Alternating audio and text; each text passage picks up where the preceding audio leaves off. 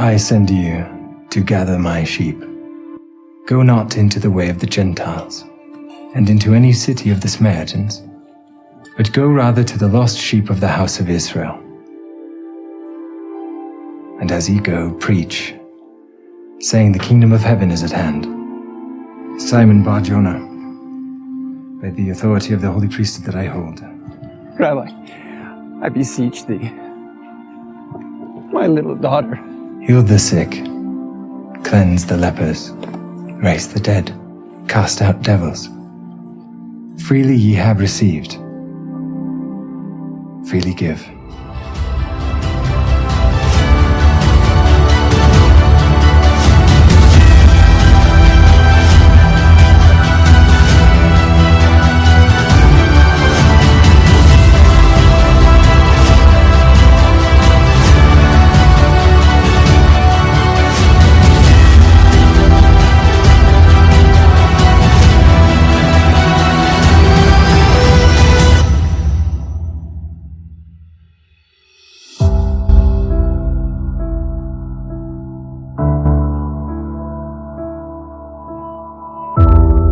Okay, let's go to the main topic of the day. That is the reason why Saul failed. You might have noticed the topic I have given us the power of the Holy Eucharist. It is the same topic. We'll come to that. Let's look at the life of Saul, the first king of Israel, a powerful, anointed king of Israel. Okay, let's take 1 Samuel chapter 9. See, look at the personality of Saul.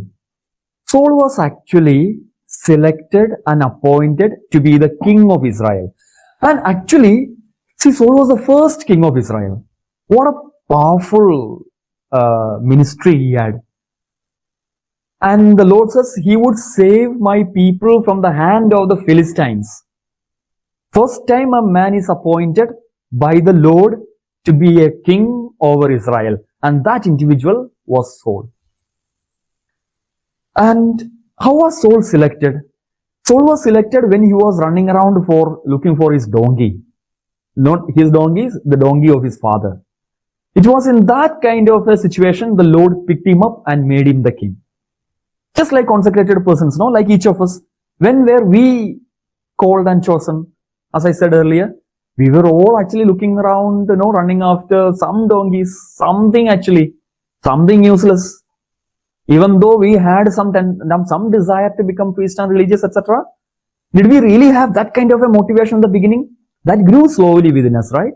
That slowly grew. In the beginning, we may not have had that kind of a desire.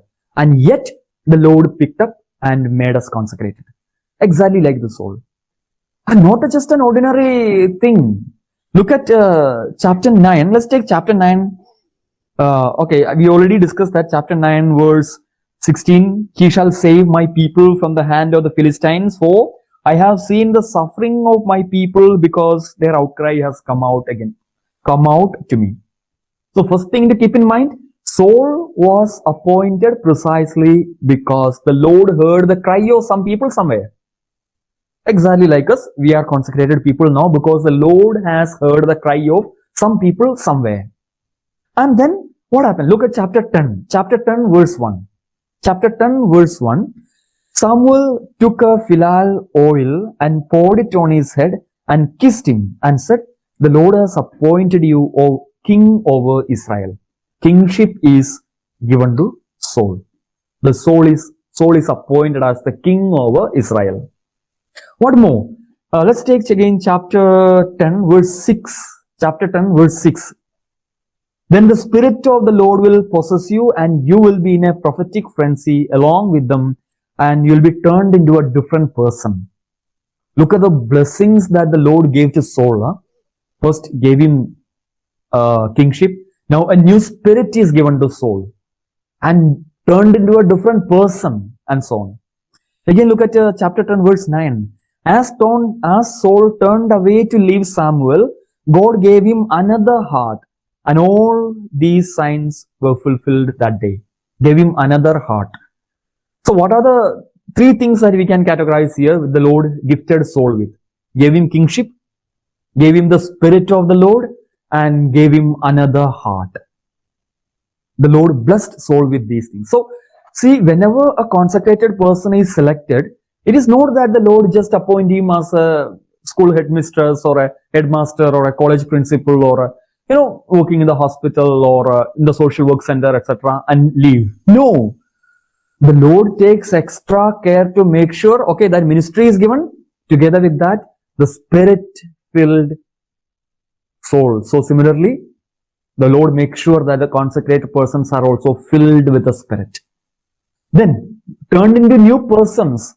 We all agree that throughout our formation, in the novitiate days and even after that, etc., we actually are turned into new individuals actually.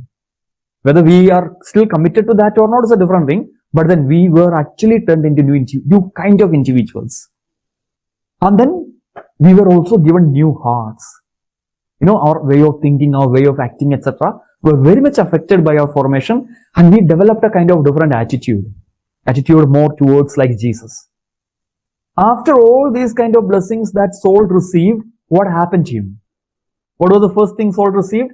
He received kingship, right? Let's take chapter 16, verse 1. Chapter 16, verse 1. The Lord said to Samuel, "How long will I grieve over Saul? I have rejected him from being king over Israel." Chapter 16, he says, "I have rejected him from being a king over Israel." Chapter 10, he was appointed. Now chapter 16, just 6 chapters. And the Lord says, "I have rejected him from being a king over Israel." The first gift he received, gone. Then, let's take chapter 16, verse 14. Chapter 16, verse 14. Now the Spirit of the Lord departed from Saul. What was the second gift he received? He was filled with the Spirit of the Lord and he was turned into a different person. Now, chapter 16, verse 14 says, the Spirit of the Lord departed from him. Lost that also. Again, let's take chapter 30. Let's take 1 Samuel chapter 30. Okay, 31. 1 Samuel chapter 31, the death of Saul. And see, Saul was fighting with and interestingly, which is the battle that made Saul die? It's interesting. It was the Philistines. And a few days back when we were discussing, we heard Saul saying, "I am terrified because the Philistines are battling against me." This Saul was appointed to save the people from the Philistines. Now he could not even save himself.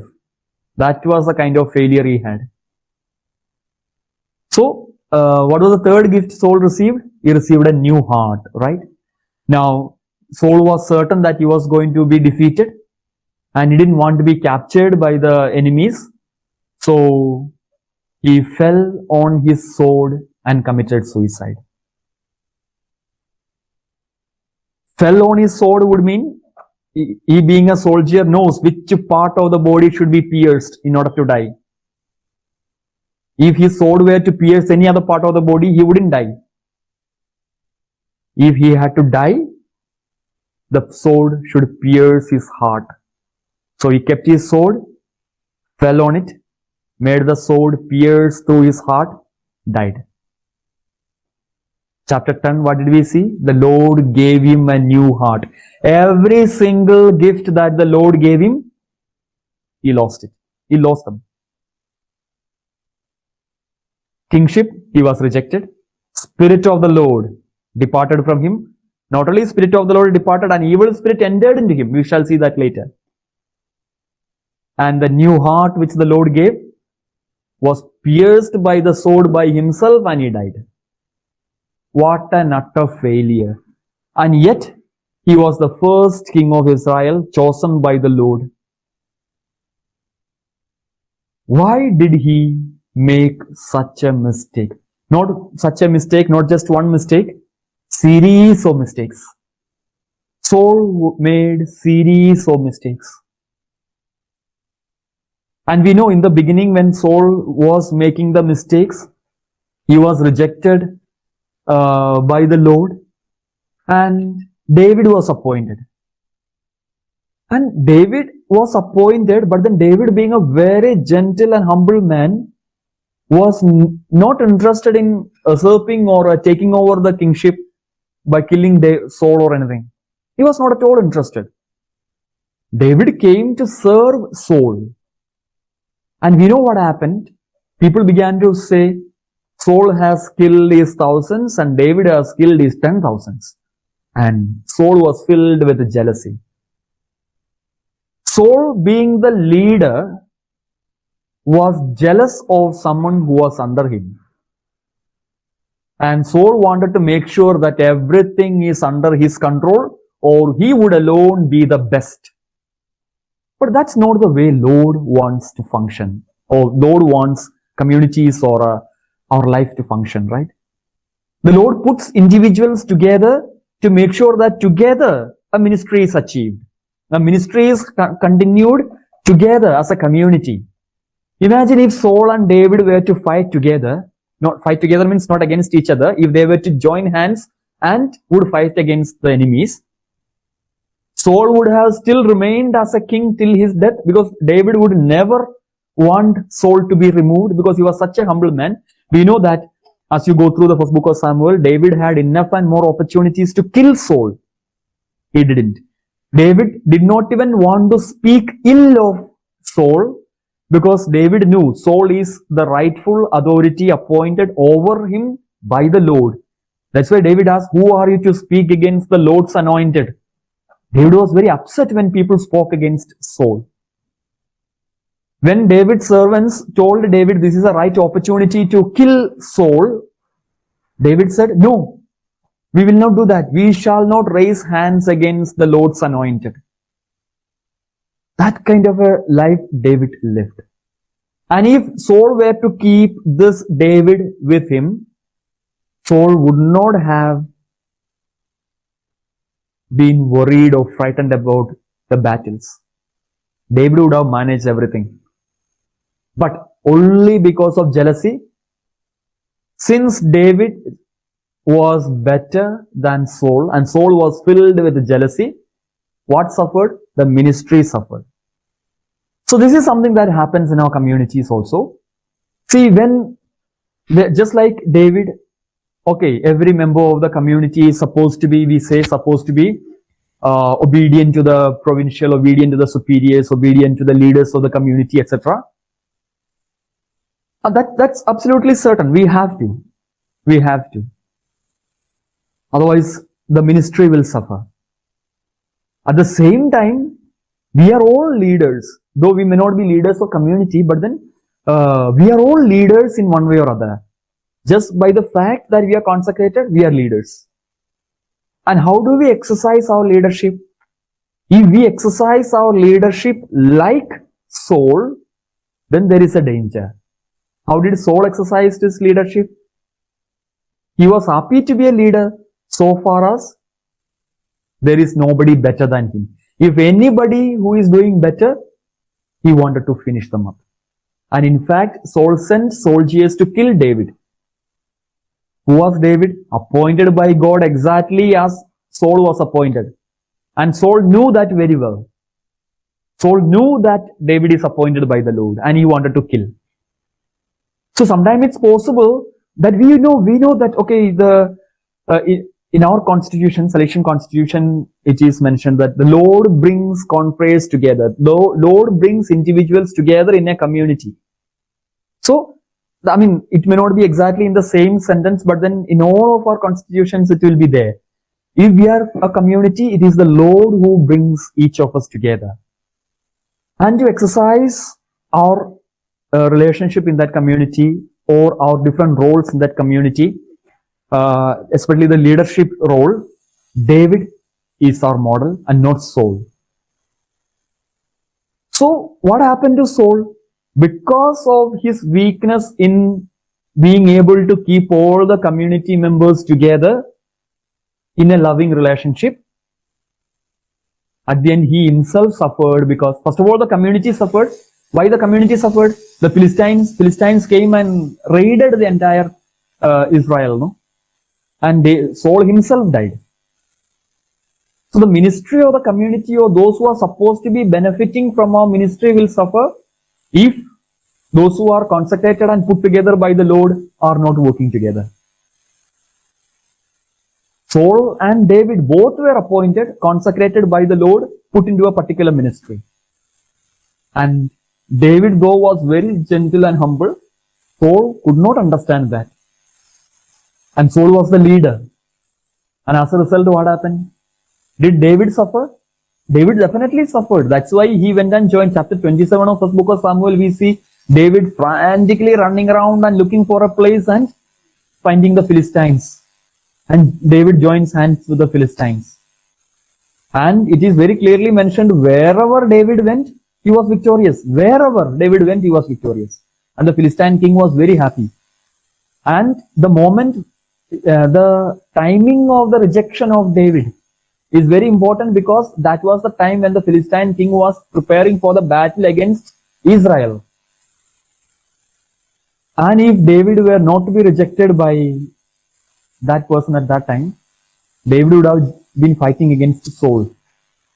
Which would have been tragic, right? Now, how did David land up in that situation? Because of the misuse of the authority by the leader. Now, when we say this, we need to understand, we are not speaking about the community leaders or the provincials or the superiors. No. Each one of us are leaders. By the fact that we are consecrated, each one of us are leaders. There are people under us. Whether we are school teachers or whether we are wherever, whichever setting we are, there are people under us. We are leaders. And much more, of course, if we are leaders of communities. And see, Saul's failure. No, this is just one area where he failed in his failure to put the community together. As a result, everybody suffered. Now, where did Saul actually begin his mistakes? If we begin to narrate the number of mistakes Saul made, we can conduct the entire week's retreat actually. Some of the other main important mistakes, like Saul killed the priests who supported David. David kept on speaking ill of David. Saul kept on speaking ill of David. It's interesting. We can go to the first book of Samuel later, and we see David not speaking ill of Saul at any time. In fact, David was upset when people spoke about Saul in a bad way. But what about Saul? Saul kept on speaking ill of David, and Saul also kept turning people against David. David was the king appointed by the Lord, but then Saul sent the soldiers to fight against David, who is their own king. So the failure of this person, David, where did all start? Okay, we might feel Saul made a mistake by disobeying the commandment of the Lord. Let us take that portion where, let's take the first book of Samuel.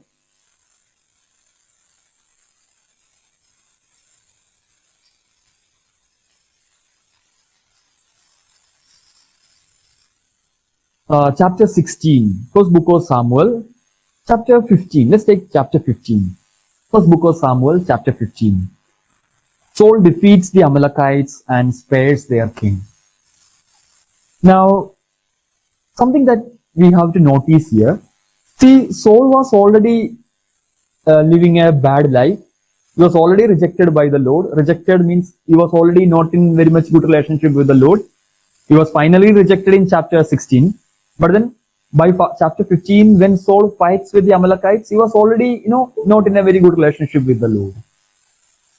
And yet he was able to defeat the Amalekites. And you see, here, chapter 15, verse 3. Now go and attack Amalek and utterly destroy all that they have.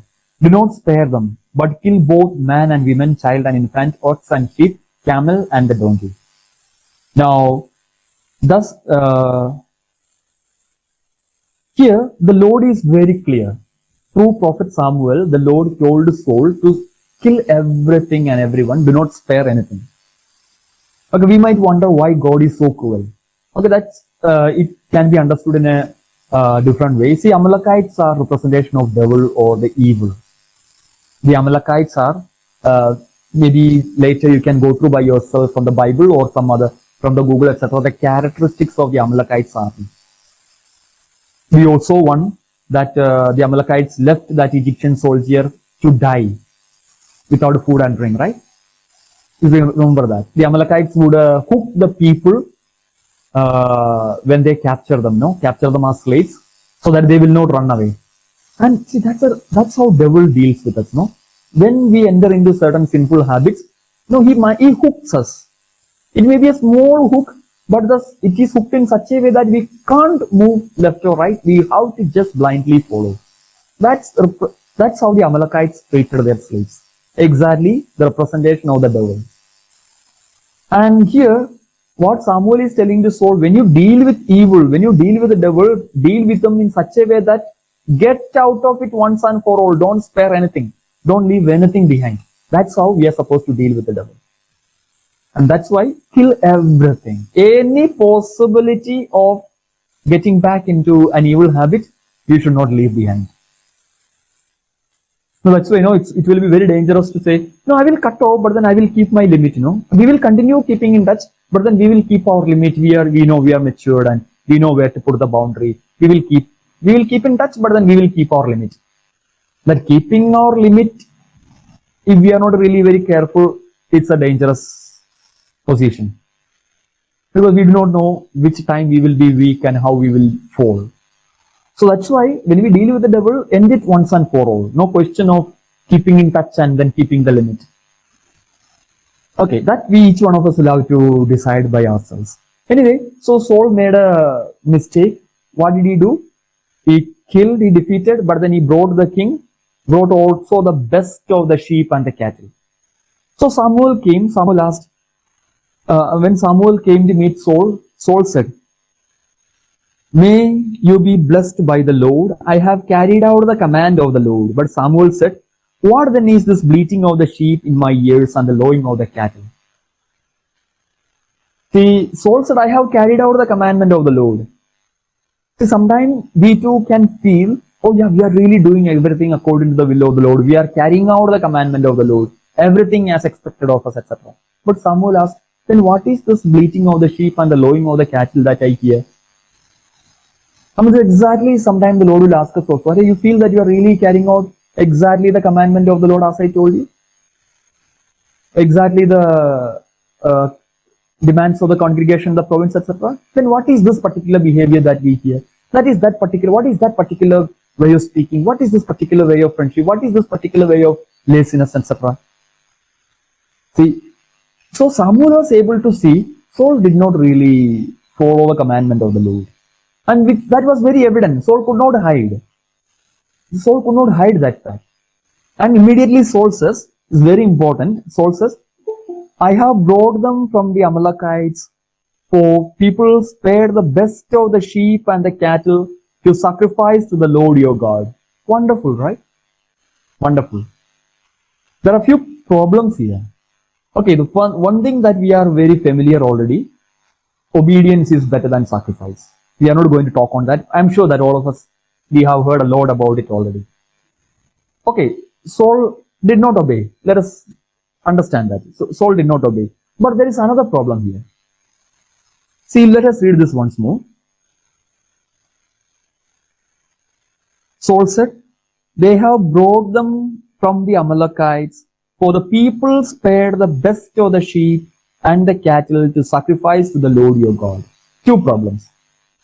First, Saul said, they have brought them. Who? The soldiers.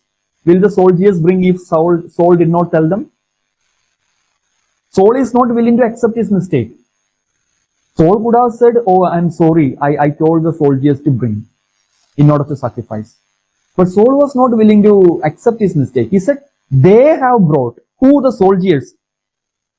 Soldiers will not bring unless the master, Saul, tells them to bring.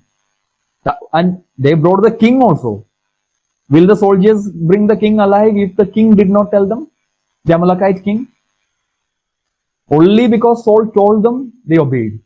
But then now, Saul is not willing to accept his mistake. What is worse? Saul says, to sacrifice to the Lord your God.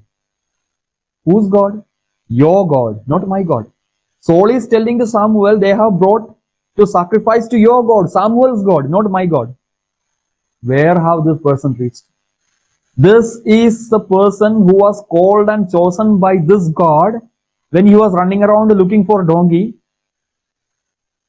appointed as a king, filled with the Spirit of the Lord, made him to a new person, gave a new heart, and went with him for every single battle. This Saul knew very well that he was winning the battle in the beginning days only because of the power of the Lord, not at all because of his ability. Who was Saul? Not even a soldier. He was not even a soldier, and yet he was made the king. Who made? This God. Every single battle that Saul fought, the Lord fought with Saul and gave him victory. And if it is about that God, Saul said, they have brought to sacrifice to your God. Look at where he has reached. Saul is not even saying that it is my God or our God. It is your God. Saul has already rejected God. So we might wonder, why did God reject Saul? Why did God reject Saul? God could have forgiven him, no? God could have easily forgiven him. But then, why did God reject Saul? Saul had already rejected God much before. Saul had already rejected God. That's why he said, sacrifice to your God. It can happen to us also. Now, we might have been blessed by the Lord in such an abundant manner, abundant ways. In yesterday's healing session also, many of us might have experienced really wonderful blessings. Because the Lord loves us so much. The Lord really wants to fill us with the power. After all that, like Saul, we can also stay outside and behave as if we have nothing to do with this God. Saul was behaving exactly like that. Who is this God? I have nothing to do with him.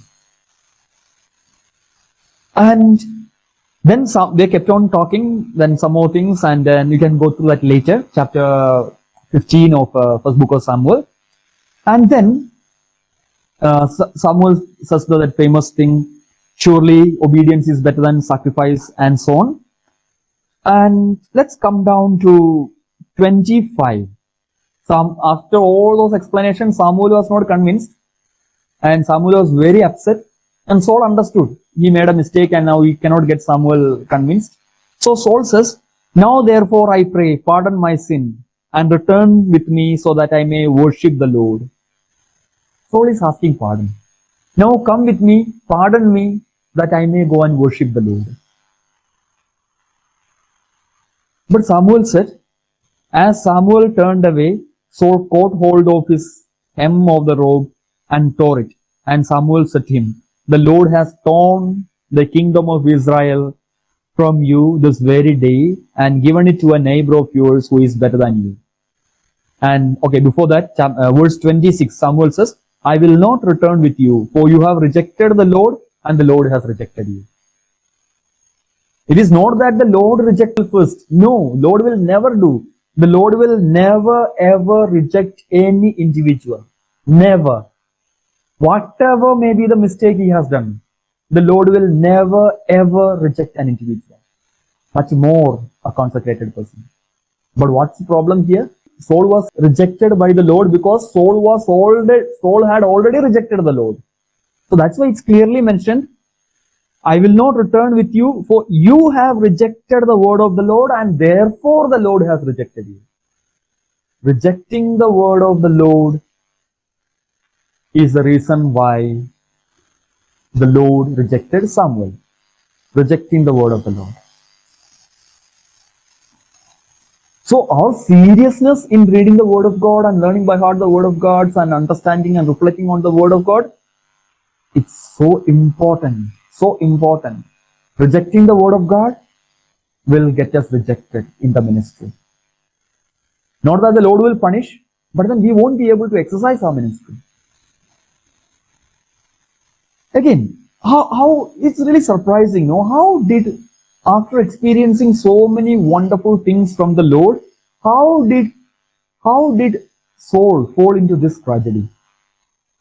Okay, if Saul had not experienced the power of the Lord in any manner, okay, it's understandable. But this person, Saul, had experienced so much in his life, the power of God, especially in the battles. With such a few number, he defeated mighty armies only because of the power of God. And yet, he fell into this. Why? To understand that, we have to go through chapter 13, the unlawful sacrifice of Saul. Chapter 13. See, the background is like this. You can go through it later again. See, in the beginning when Saul was appointed, Samuel told, okay, you go get ready for the battle. Wait for me 7 days and I will come and offer the sacrifice and you go for the battle. So Saul went, got ready, the people, etc. Waited for 7 days. On the 7th day, Samuel came, offered the sacrifice. After the sacrifice, Samuel said, okay, go and fight. Saul went and fought, won the battle. So that was the way it happened whenever there was a battle. Saul goes, gets ready, wait for Samuel. Samuel comes within 7 days and offers a sacrifice and tells, okay, go and fight. And they go and fight and battle is won. So that was going on. After a while, Saul got used to this business. Okay, getting ready for a battle. Then this person comes, offers a sacrifice. After the sacrifice, he says, okay, go and fight. He goes and fight and he wins the battle. Saul got so used to the sacrifice. The sacrifice became just one part of the timetable that is to be completed. Just one part of the timetable that is to be completed. He was no more, that passionately seeking God's will, God's assistance, God's presence in his life, etc. Just, part of the timetable to be completed. So much so, when he was getting ready for the battle against the Philistine army, Samuel had not yet come. It's already on the 7th day, and Samuel had not yet come. And Saul noticed that some of his people were actually wanting to go away. And Saul was worried now, if people goes away, what to do? He will not have soldiers. So Saul thought, okay, fine, I will do the sacrifice. Saul got ready and did that sacrifice. As soon as the sacrifice was over, Samuel reached. That means on the 7th day, Samuel was not late.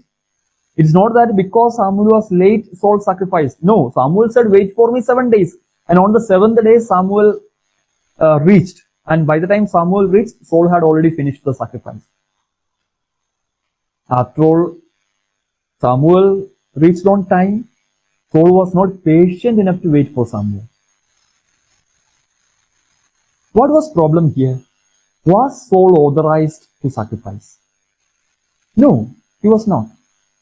He was not supposed to be sacrificing. Samuel was set by the Lord to sacrifice. Now, Saul offered a sacrifice in a manner that it was not supposed to be done. Because, and what is the reason he said? And Samuel was upset. So Samuel asked for an explanation. And Saul said, when I saw that the people were slipping away from me and that you did not come within the days appointed. Did he come within the days appointed? Yes, he came within 7 days. But you see the way Saul is justifying himself. He had a justification for everything. And he said, now the Philistines will come down upon me at Gilgal, and I have not entreated the favor of the Lord. So I forced myself and offered the burnt offering. Samuel said to Saul, you have done foolishly. You have not kept the commandment of the Lord your God, which he commanded you. Thus, the Lord have established your kingdom over Israel. The Lord would have established your kingdom on Israel forever, etc. And the first point of rejection is already mentioned there. How Saul was rejected. But look at this. Saul had a justification. He said, no, I thought the people, people will go away from me. Now I have not asked or prayed. Therefore, I thought of offering the burnt offering and so on. Don't worry about the bell. That's the music bell of our seminary, okay? Okay, so all right. So Saul had a justification. He had a reason why he did what he was not supposed to. See, what did Saul do? Saul knew very well in the beginning that it is the blessing of the Lord which he received, because of which he won the battle. So offering that sacrifice in the right manner was the most important thing, much more important than his own battle, much more important than his own companion who would join with him for the battle, because it is the Lord who gave him victory. But he just offered the sacrifice anyhow. So when a consecrated person begins to offer the sacrifice, what is our sacrifice? Our morning mass, right? So when a consecrated person begins to offer the sacrifice or participate in a sacrifice just as part of the timetable without really meaning much, that person's failure begins there. This is the moment failure began in the life of Saul. And then a series of failures, which ended up in his own suicide. Okay, we may not be reaching up to suicide, but then spiritually we may die. That kind of a revitalizing energy we may not have. But that kind of a spiritual power or energy. The failure of Saul started with the wrong way of celebrating the Eucharist, if we say in today's context.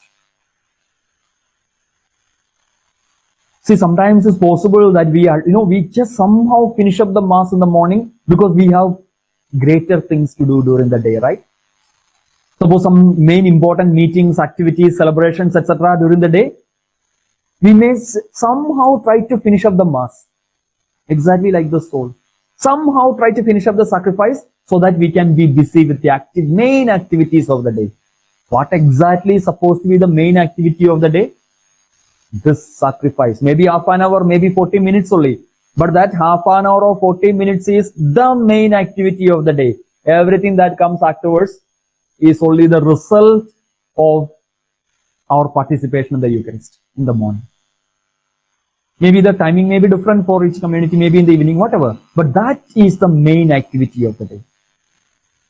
When that becomes just one part of the timetable just to be completed anyhow, the failure begins there. We remember how just recently we celebrated the feast of Mary Magdalene. Mary Magdalene, she got up early in the morning, ran to the tomb. Why? Because she wanted to prepare the body. She wanted to come in contact with the body of Christ, the body of Jesus.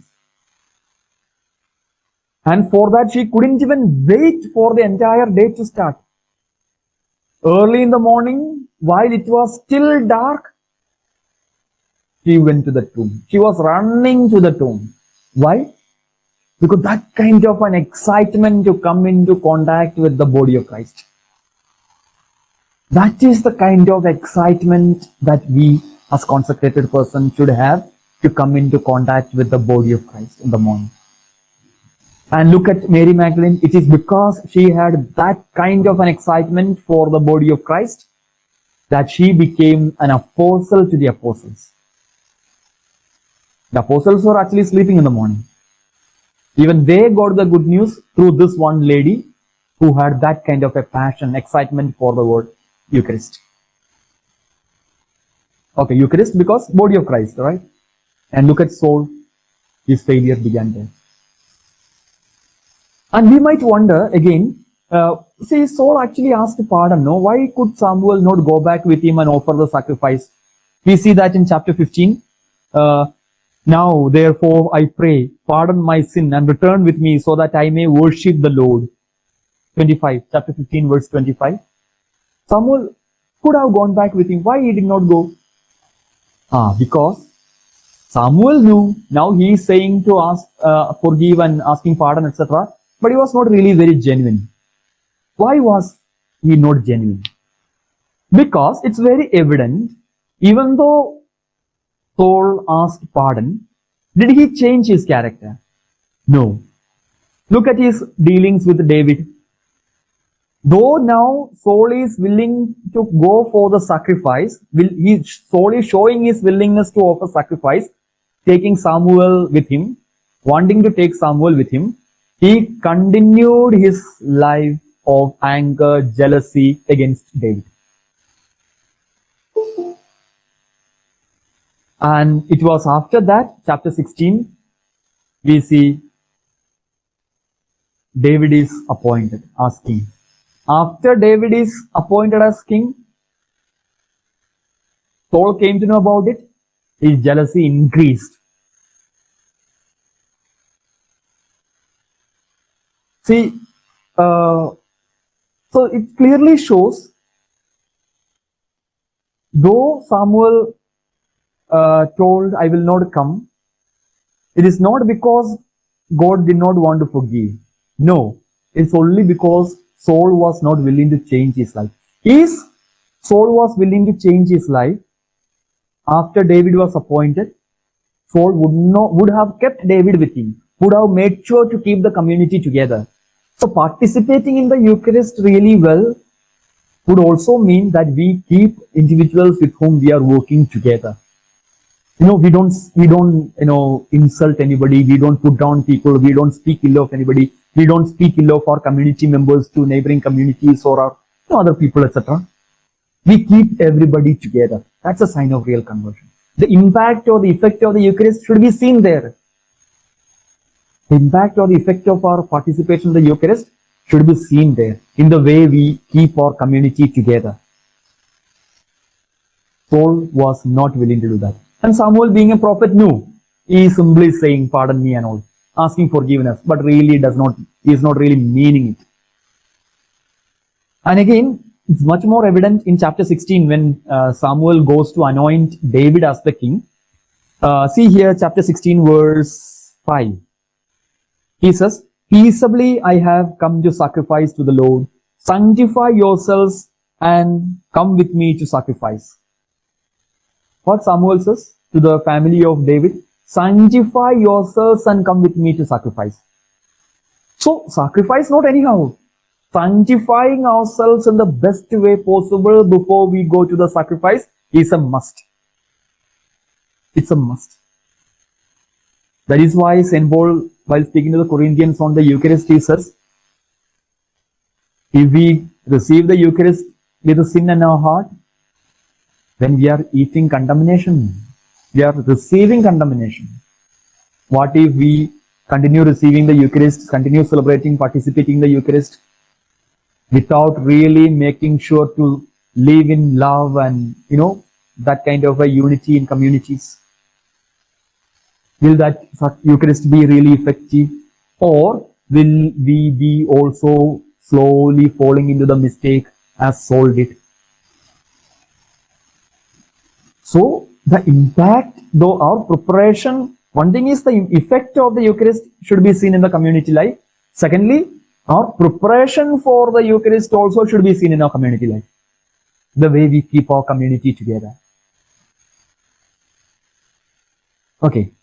And wherever we are, it's not only for the leaders of the community, as we said, every consecrated person is a leader. So wherever we are, in whatever may be the ministry that is appointed, in the social service sector, in the hospital, in the school, in the college, wherever we are, we have to make sure to keep the people with us in unity, without really speaking ill or jealousy, etc. Okay. Then, so sanctifying ourselves before going for the sacrifice is a must, where Saul failed. So let's take the second book of Kings. Okay, the first book of Kings. Let's take the first book of Kings, chapter 1, verse 50. First book of Kings, chapter 1, verse 50. Here actually, see, after the death of Saul, David became the king. And then after David was ruling for a considerable long period of time, actually, David is still remembered as the best king of Israel, right? The time of prosperity. And regarding David, God himself said, a king after my own heart.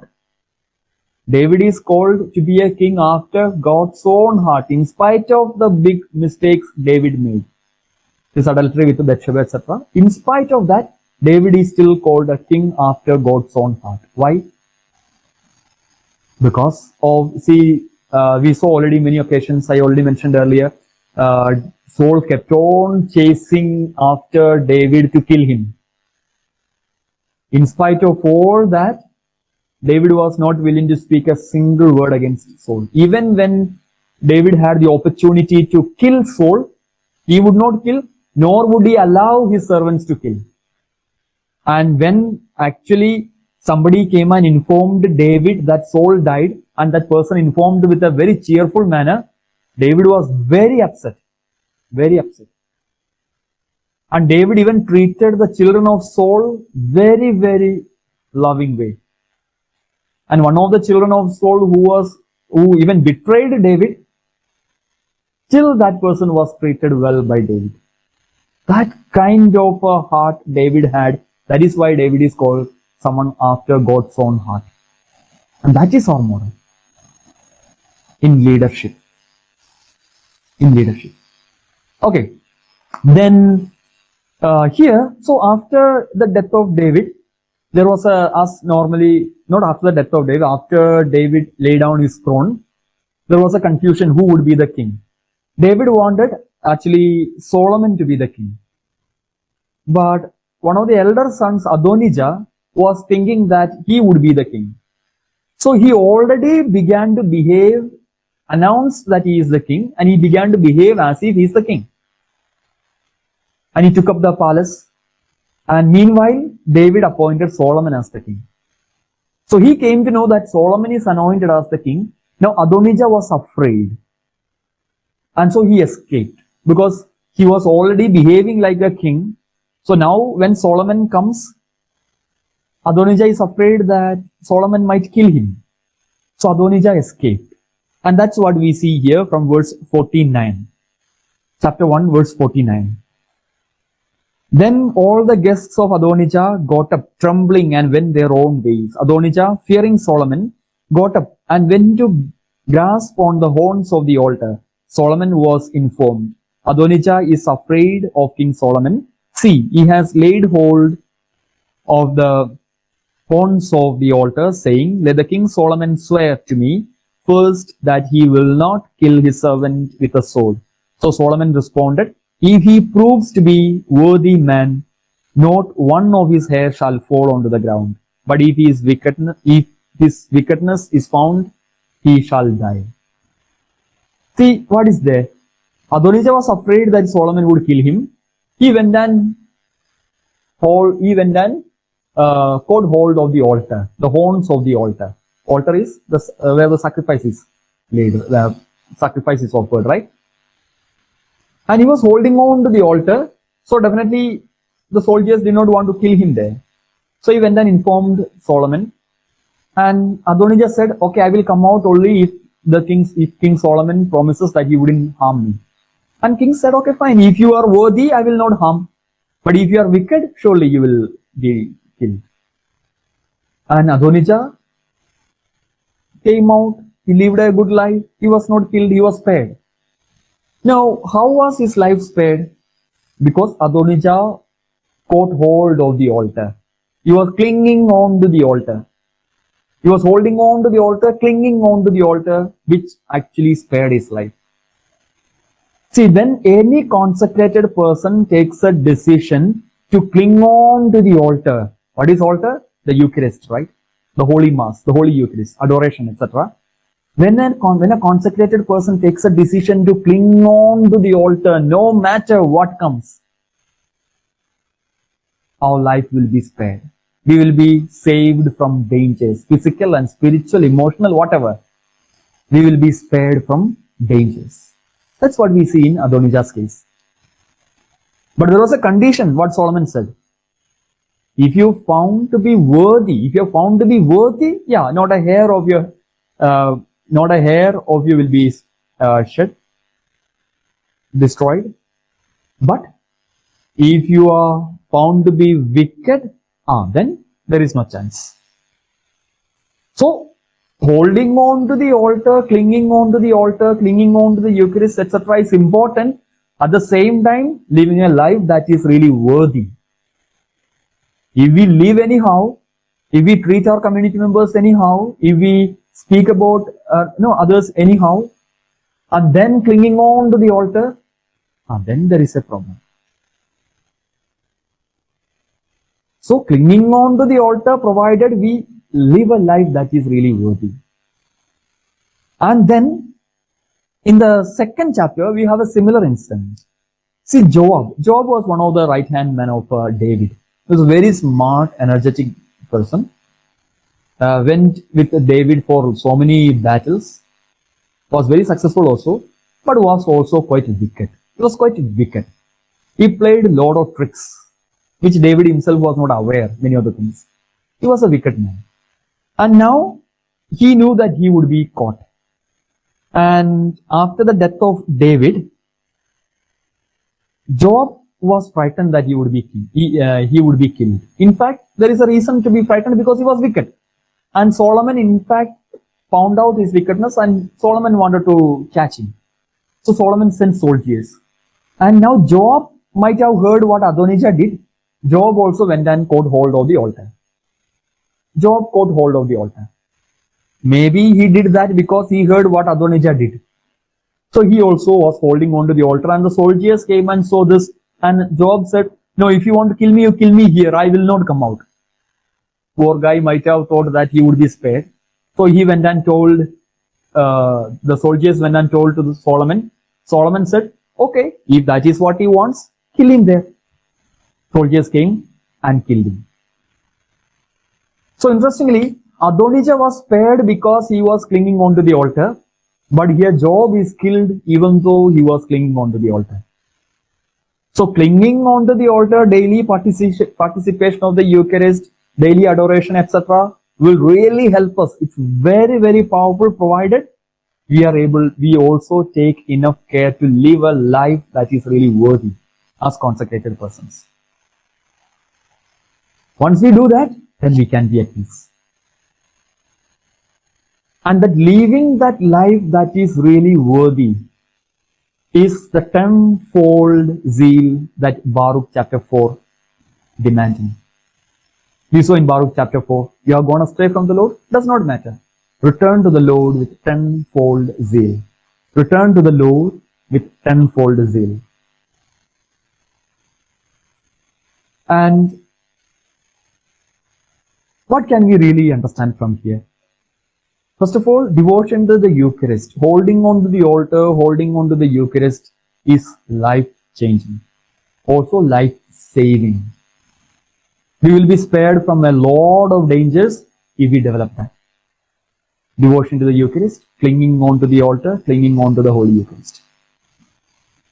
So let us let's make earnest effort to really develop that. The way we participate in the Eucharist, the way we really prepare ourselves well. Because preparing for the sacrifice is must. That's what Samuel told to the family of Jesse. Sanctify yourselves and come for the sacrifice. Not anyhow. Sanctify yourselves and come for the sacrifice. And once you sanctify yourself and come for the sacrifice, then ministry is given. How David was given the ministry? Because the entire family sanctified themselves and came for the sacrifice.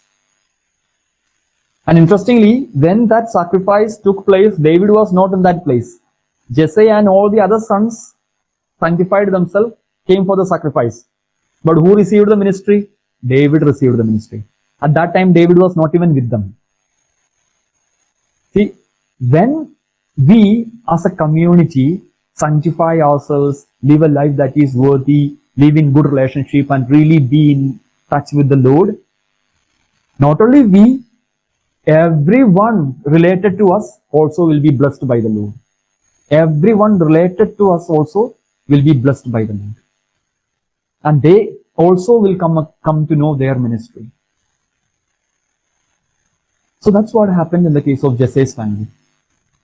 Whereas what we see in Abraham and Lot's case, when they failed in following the commandment of the Lord, not only they suffered, the entire family suffered. Whereas now, when Jesse and his other children, apart from David, sanctified themselves and went for the sacrifice, not only they, of course, they were blessed because they became part of the anointed king of the part of the family of the anointed king, no? But not only they, someone who was not with them, David, was mightily blessed. Okay, so as we conclude this reflections on the Holy Eucharist and also reflections on the power and beauty of consecrated life, let's also see what are the resolutions that we can take after this retreat. Maybe like Jonah, after 3 days of and 3 nights of a retreat in the belly of the fish, took some firm resolutions and that transformed his life and the life of every single one in Nineveh. What resolutions can we also take? How can we learn the Word of God more? How can we spend some time reading the Word of God with much more passion? Reading the Word of God will make a difference in our life. How can we spend more time with the Word, with the Holy Eucharist? How can we take our personal prayer a little more seriously? Especially if we can make tapping as our personal prayer. How can we keep on praising the Lord as much as possible? How can we make sure that we will not go back to our old mats, loads and boats? How can we make sure that we keep our community together? No, everyone in the community will have certain mistakes, right? Nobody is perfect. Like I have mistakes, each one of us will have mistakes. But yet, in spite of, like Saul had a lot of mistakes, in spite of that, David wanted to, would not speak anything or would not do anything against Saul. So how can we make efforts to make sure that our community be together? If a community is divided, like Saul could not keep David together, as a result, who suffered? Saul himself suffered. Not David. David, of course, suffered, but in the future, David was blessed. But ultimately, Saul suffered. Okay, let's make sure to keep our communities together. Everyone. Keeping the community together is not only the leader's alone responsibility. No. Every individual in the community is a leader. May not be in the community, but in his own in his or her own settings. So let's see how we can live our community life more meaningfully. And we will keep each one of you in our prayer in the coming days as well, since your names and details are here. So there won't be any further communications, but we'll keep you in our prayer. We'll keep you in our prayer. Secondly, if any one of you would like to keep in touch and also would like to get the other similar reflections on the Word of God or join the follow-up sessions, etc., you can join a WhatsApp group. The link will be in your in the main WhatsApp group. In that WhatsApp group, I will share the link of a WhatsApp group where the participants of the earlier retreats, those who like to keep in touch and those who not keep in touch means only those who like to get the updates of the other programs, Bible reflections or other Bible study lessons, etc. You can join that WhatsApp group.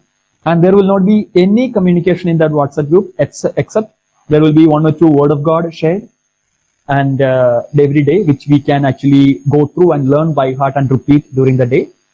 And there will be the readings of the following day in the audio format. And in case there are some programs, some Bible study sessions, some Bible lessons, etc., some short themes will be shared there. No other good morning, good night, no other sharing of any forward messages, etc. Nothing will be there. So those who would like to join, you can join. And even if you join, you're free to join at any time. You're free to leave at any time. So in case someone leaves, nobody should ask anybody, why did you leave, etc. Anytime you're free to join, anytime you're free to leave.